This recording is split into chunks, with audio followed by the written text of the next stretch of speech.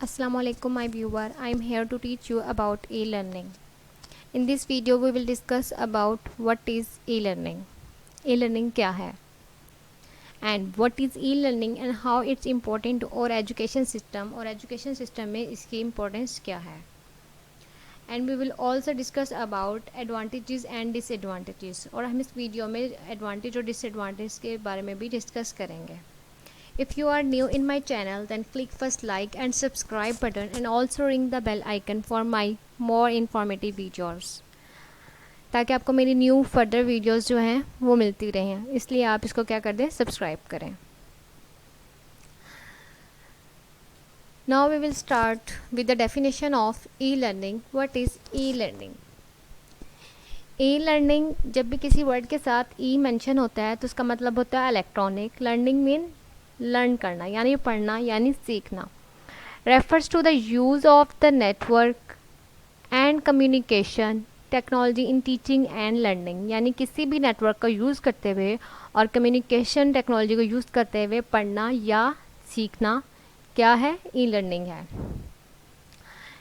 The letter e in e learning stands for the word electronic यानी जो letter ई में ई है उसका मीनिंग क्या है, electronic. You can use the information, आप इंफॉर्मेशन को यूज़ कर सकते हो फ्रॉम द इंटरनेट से इन योर वर्क, अपने काम में. It increases your knowledge and skills, या आपके नॉलेज और स्किल्स को क्या करेगा, इन्हेंस करेगा. E learning has now been use by various companies, organisations and schools to educate and upgrade the abilities of their employees and students. E learning जो है, जो आजकल जो यूज़ हो रहा है वो वेरियस कंपनीज़ में, ऑर्गेनाइजेशंस में और एजुकेशन के पर्पज़ के लिए स्कूल्स में और कंपनीज़ के लिए. कंपनीज़ वाले किसके लिए यूज़ करते हैं, अपनी एम्प्लॉयज़ की एबिलिटीज़ को अपग्रेड करने के लिए. यहाँ पे मैं आपको एग्जांपल दूंगी, ठीक है. What is e learning? Learning है क्या? आप किसी भी जगह किसी भी टाइम पर लर्निंग कर सकते हो. अब मैं जैसे आपको पढ़ा रही हूँ और आप कुछ सीख रहे हो तो आप किसका यूज़ कर रहे हो? आप YouTube का यूज़ कर रहे हो, आप कंप्यूटर का यूज़ कर रहे हो, आप इंटरनेट का यूज़ कर रहे हो, यानी आप किसी मीडियम का यूज़ कर रहे हो. तो मीडियम आपका क्या है, ई है, यानी इलेक्ट्रॉनिक मीडियम का आप यूज़ कर रहे हो. ई लर्निंग आप कैसे कर सकते हो? किसी भी इलेक्ट्रॉनिक मीडिया के थ्रू, इंटरनेट के थ्रू, किसी नेटवर्क के थ्रू, ठीक है. नॉर्मली हम कैसे पढ़ते हैं? हम स्कूल जाते हैं, यूनिवर्सिटी जाते हैं या कॉलेज जाते हैं. ई लर्निंग भी इसका एक एडवांस वर्जन है, किसी भी टेक्नोलॉजी को यूज़ करके.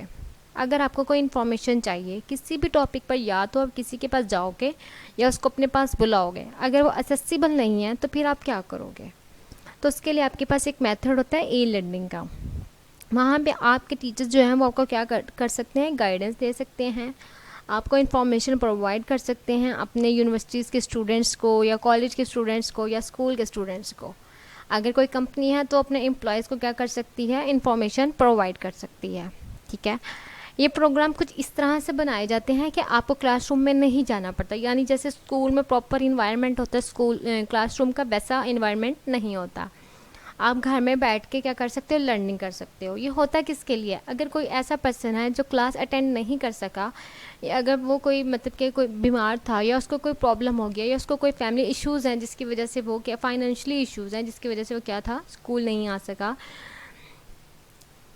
सकता, ठीक है. तो वो क्या करेगा, तो वो कैसे सीखेगा? या उसको किसी लेक्चर की समझ नहीं आई तो वो कहाँ से सीखेगा? तो उसके लिए क्या होता है, ई लर्निंग होता है. तो वो ई क्लासरूम से सीखेगा. वो घर में बैठ के, अपने बेडरूम में बैठ के, या अपने घर के करीब पार्क में बैठ के, यानी अगर वो कंपनी में है तो कंपनी में बैठ के अपने काम के साथ साथ, यानी जॉब के साथ साथ, वो इन चीज़ों के बारे में क्या कर सकता है, सीख सकता है.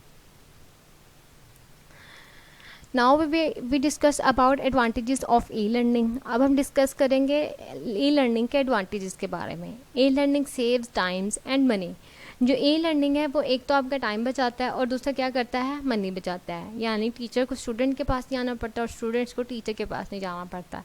इससे ये होता है, एक तो टाइम भी बच जाता है और दूसरा ट्रैवल कॉस्ट जो होती है वो भी आपकी बच जाती है. No need for textbook. इसमें ई लर्निंग के प्रोसेस में आपको क्या होता है कि आपको टेक्स्ट बुक की ज़रूरत नहीं होती है, क्योंकि आप तो ऑनलाइन ई लर्निंग मतलब लर्निंग कर रहे हो, तो इसमें आपको टेक्स्ट बुक परचेज़ करने की ज़रूरत नहीं होती. इससे भी आपकी क्या मनी बच जाती है. No travel cost, travel cost का मतलब कोई ट्रैवल कॉस्ट नहीं होती ना। नो क्लासरूम अकोमोडेशन, यानी क्लासरूम वाला कोई इन्वायरमेंट नहीं होता, आप अपने घर में सेपरेटली पढ़ते हो, लर्निंग करते हो। जैसे आपके स्कूल में प्रॉपर एक इन्वायरमेंट होता है, टीचर्स होती हैं, आपका क्लासरूम होता है, वैसा कोई भी इन्वायरमेंट नहीं होता। Opportunity to watch a lecture again, आपके पास ये अपॉर्चुनिटी होता है कि आप लेक्चर को अगेन एंड अगेन क्या कर सकते हो, वॉच कर सकते हो। लेकिन जब आप स्कूल में होते हो तो आप टीचर को ये नहीं कह सकते कि टीचर बार बार पीछे वाला रिवाइज करें, पीछे वाला बताएं, ठीक है। Lecture can be taken any number of time, आप किसी भी टाइम पर, जब आप फ्री हैं, जब आप ईजी हैं, जब आप कर लेना चाहते हैं लेक्चर, जब आपका मूड है तो आप उस टाइम पे क्या कर सकते हो, लेक्चर ले सकते हो। ई लर्निंग इज़ कंसिस्टेंट, क्या होती है, कंसिस्टेंट होती है। अगर मैंने एक स्टूडेंट को पढ़ाया, एक लेक्चर है जो मैंने एक स्टूडेंट को दिया, मे भी हो सकता है कि मैं दूसरे स्टूडेंट को कुछ ज़्यादा बेहतर तरीके से पढ़ा दूँ, या पहले वाले के पास नॉलेज ज़्यादा चला जाए या दूसरे वाले के पास कम चला जाए, या मैंने मेथड चेंज कर दिया कि पहले वाले को किसी और मेथड से पढ़ा दिया और दूसरे वाले को किसी और मेथड से, तो ये क्या आ गया, मेथड्स चेंज हो गए हैं। लेकिन ई लर्निंग में क्या होता है, एक स्टैंडर्डाइज्ड मेथड होता है जिसमें आप क्या करते हो कि उसी मेथड के थ्रू आप उसको पढ़ाते हो। यानी फॉर एग्जांपल मेरी ये जो वीडियो है जिससे आप लर्निंग कर रहे हैं, तो ये सबके पास जाएगी, तो एक स्टैंडर्डाइज्ड मेथड है कि सब ये बच्चे एक ही चीज़ को सीखेंगे। ओके अगर किसी चीज़ के एडवांटेजेस होते हैं तो उस चीज़ के डिसएडवांटेजेस भी होते हैं, तो अब हम डिसएडवांटेजेस के बारे में डिस्कस कर लेते हैं। फर्स्ट पॉइंट क्या है, रिक्वायर्ड इंटरनेट एक्सेस। तो सबसे पहले आपके पास क्या होना चाहिए, इंटरनेट की फैसिलिटी होनी चाहिए। आपको जब आपने ई लर्निंग करनी है तो सबसे पहला जो है आपके पास इंटरनेट होना चाहिए। रिक्वायर्स बेसिक कंप्यूटर स्किल्स, आपको कंप्यूटर को चलाना आना चाहिए, कंप्यूटर की बेसिक स्किल्स होनी चाहिए। कोई सी वेबसाइट पे कैसे जाना है, किसी वेबसाइट को कैसे ओपन करना है, किसी भी साइट को, किसी वीडियो को कैसे यूज़ करना है, ओपन करना है, बंद क्लोज करना है, जो भी सब चीज़ों के बारे में आपको हाउ नो होनी चाहिए already. No opportunity for face to face questions, आपके पास अपॉर्चुनिटी नहीं होती है कि आप फेस टू फेस क्वेश्चंस कर सको ई लर्निंग में। लेकिन जब आप क्लासरूम में होते हो तो आपको जब कोई चीज़ अंडरस्टैंड नहीं होती तो आप अपनी फ़ौरन टीचर से कहते हो कि मुझे ये चीज़ समझ में नहीं आई, मुझे दोबारा से समझा दें। लेकिन जब ई लर्निंग में आप क्वेश्चन नहीं कर सकते हो, किसी भी चीज़ के बारे में दोबारा पूछ नहीं सकते हो फेस टू फेस, ठीक है। लेक्चर्स में not always be available on demand, यानी कुछ लेक्चर जो होते हैं वो आपकी डिमांड के अकॉर्डिंग नहीं होते, मतलब जो चीज़ आपको चाहिए होती है वो अवेलेबल नहीं होती है समटाइम।